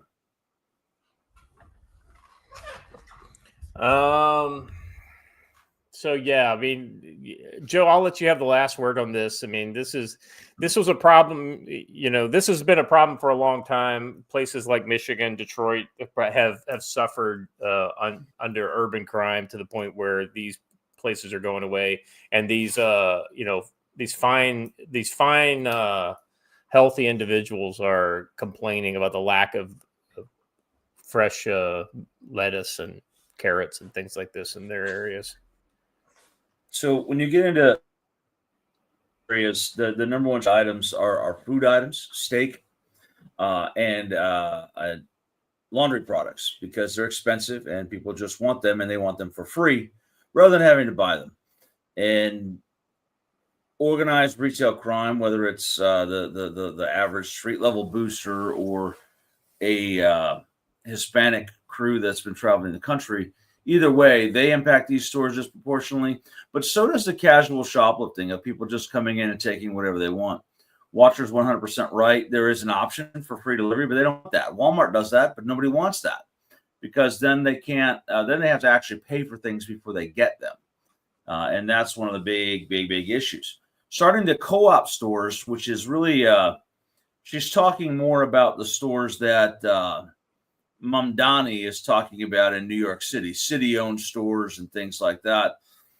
They're never going to work because they artificially keep prices down, and you can only force suppliers to send you food for so long at a loss. Then they say, sue me. Well, what are you going to do? You can't force me as a company to operate at a loss. So it's going to be interesting. All of this is going to get worse before it gets better. As someone might say, you are already in the collapse. Yeah. Remember, last thought on this. Remember when I said that eventually we're going to be running Iraq-style convoys to bring food into the cities? Here it is. Yeah. No, you said that, and I think we're seeing it. All right, let's see.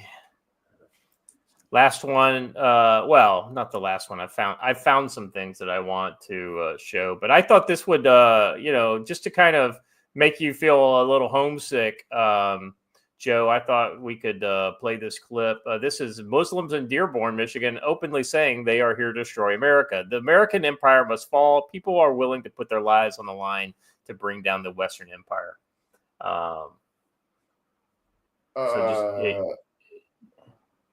I don't see that in the notes. No, you got the tweet. You're sharing it right there. It's the video. Oh, I didn't see there was a video on this. Let's see. Yeah, the tweet talks about England, but the video is Dearborn. Hold on. You need sound. Hold on. Bam. There we go. And in the form that it must come is that this empire, the American empire that's been hurting people since the beginning, the imperial Western powers that have been hurting our people since the beginning, they must fall. And inshallah they will fall. And my message to the people of Gaza and the oppressed peoples across the world is that there are people here, both young and old, who are going to be willing to fight and are willing to put their lives and everything they can on the line to bring these empires down, because they must come down. With him looks like a. I know. Eyes? She's like, wait a second. Pull the I think he just said he's going to kill me. That's exactly. That's what I heard. Patrick 7 for $5 says, I see the armed escorts in Detroit and Flint delivering alcohol, potato chips, and cigarettes every day. Yeah, it's a real thing in Detroit. Yeah. So here, evidently, while we have been on the show here, there was a press conference where Trump and Keir Starmer had a press conference, and I'm going to share a couple selects from this because it seems pretty fucking funny. So some of the things that they said. So this is all right. You guys got the audio? Can you hear the audio? Let's see. Add to stage. Here we go. There you go. Fan of your mayor. I think he's done a terrible job. The mayor of London, but the nasty person. I think he's done it. I think he's a friend of mine, actually. No, I think he's done a terrible job. But I would certainly visit London. I think he's a friend of mine. Well, I think he's done a terrible job. Oh, yes, that was pretty fucking classic Trump right there. I really appreciate it when he comes right out and tells people right in front of them what he thinks about them. And here's another one. I don't know what all this says because I just found it. So, but it sounds like a pretty.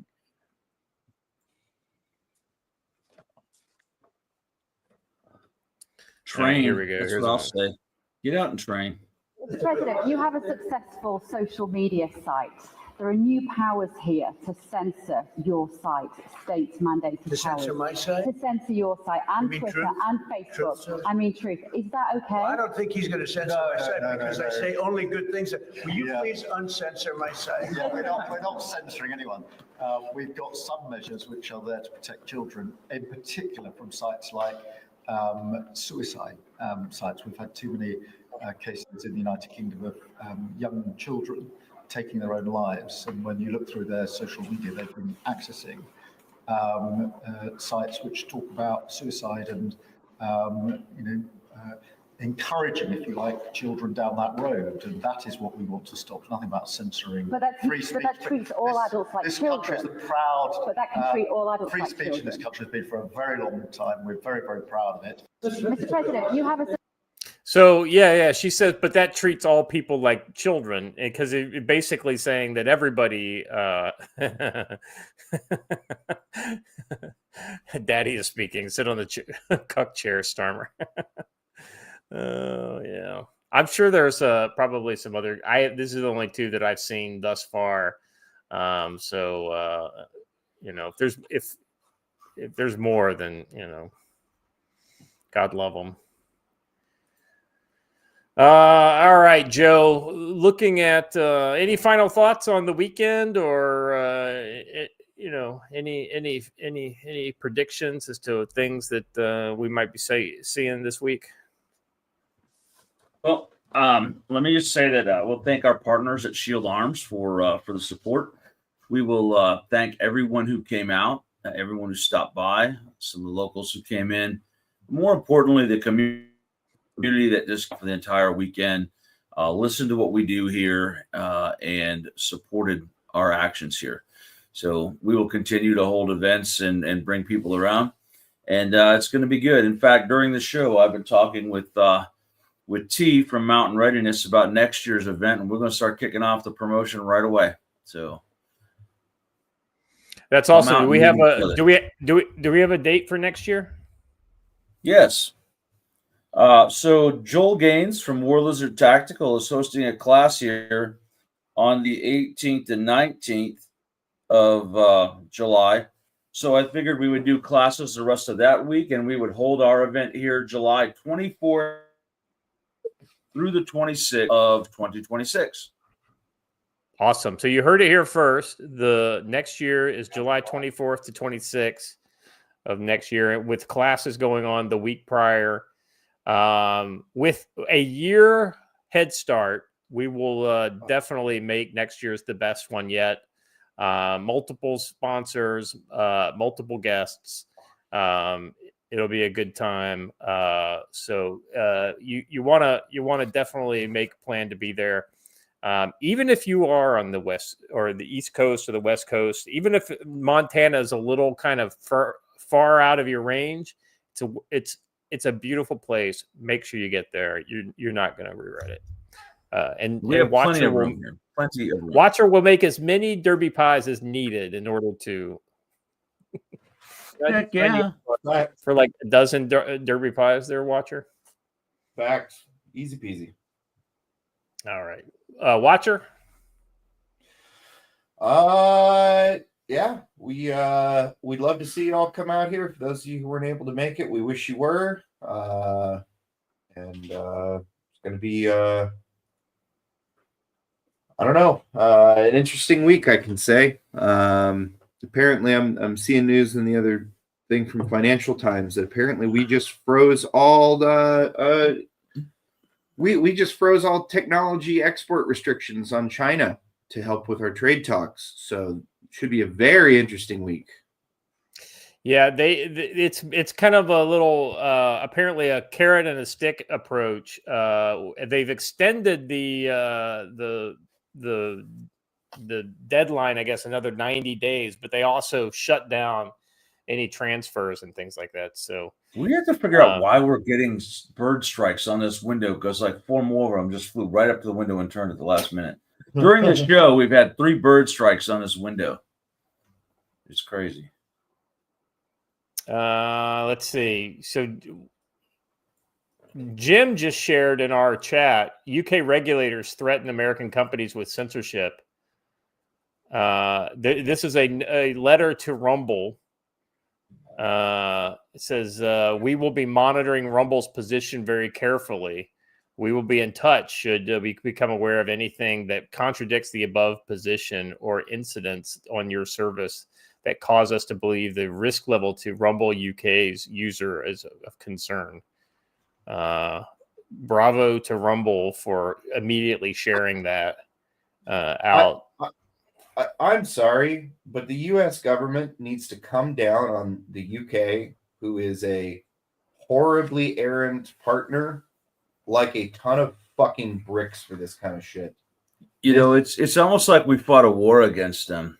Yeah, and over this kind of stuff. It's also almost like they are a tiny of a single state's economy, the poorest state, I will add, Mississippi, and they are now desperate for trade with us after they got out of the EU. I think they should be harshly punished for this behavior. Everyone's pointing out the bird strikes are because birds aren't real and there's government drones and they're attacking. I was just gonna say, whoever's rigging up the kamikaze bird drones, your detonators off. Bastion says, "God bless both of you. I'm inquiring about entirely licensed and wholly certified 22 power tools that may get lost in my garden pond. Several VPNs. Stay safe. Enjoy the camp, lads. Mercia remains." Well, I mean, Mercia is no Wessex, but hey, man, I got a lot of respect for anybody who knows their heritage. And like I said, I lament for the England of old. You know, I just, I don't know what to say. This is that letter, by the way. Representative Jim Jordan shared it. It basically says, so let me give you the first bit. We note your position that you do not consider Rumble to be in the scope of the act on the grounds that you do not have a significant number of online users in the UK, and the UK is not a target market, as well as your belief that there is no material risk of significant harm to UK users of Rumble. We have not assessed or reached any decision on this matter and reserve our position in that regard. Further to the guidance note we have already shared with you, it is for Rumble to assess whether or not it is subject to the duties contained in the act, and to extent this is such a fucking bullshit legalese kind of, it's not for us to say, but you need to be understanding your position and make sure ensure it is in compliance with those duties. This is exactly the kind of thing where I would absolutely just fucking nuke the position between the United. Like if I were Donald Trump, I would literally be bending him over. All trade would cease today. The irony is that evidently, so this is another one. I think that Jim shared this as well, but let me see if I can find it. This is Donald Trump welcoming Keir Starmer and his wife to his place in I guess Scotland or in England somewhere, because he owns a golf resort. The Trump organization owns a golf resort in England or something like that. So he's literally welcoming. Only President Trump could travel abroad and be the one to host other leaders. This is what happens when Daddy's home. Well, UK, you have a president for now, but we get him back as soon as visitation is over. All right, gentlemen, that's all I've got for today. Any final thoughts for either of you? Negative. Nope. I mean, you're together. I just let you talk. You know, talk together. All right. If not, then chat. You guys were awesome. Appreciate you. He's Anglia gang, rise up. Yeah, all the different partisans within England rising up. Thank you for being here. If you haven't done already, please like the channel, subscribe, hit the bell for notifications. Let your folks out there know that you're getting good stuff from the CFC over here on the Future Conflict channel. We will be back on Wednesday. So until then, stay safe.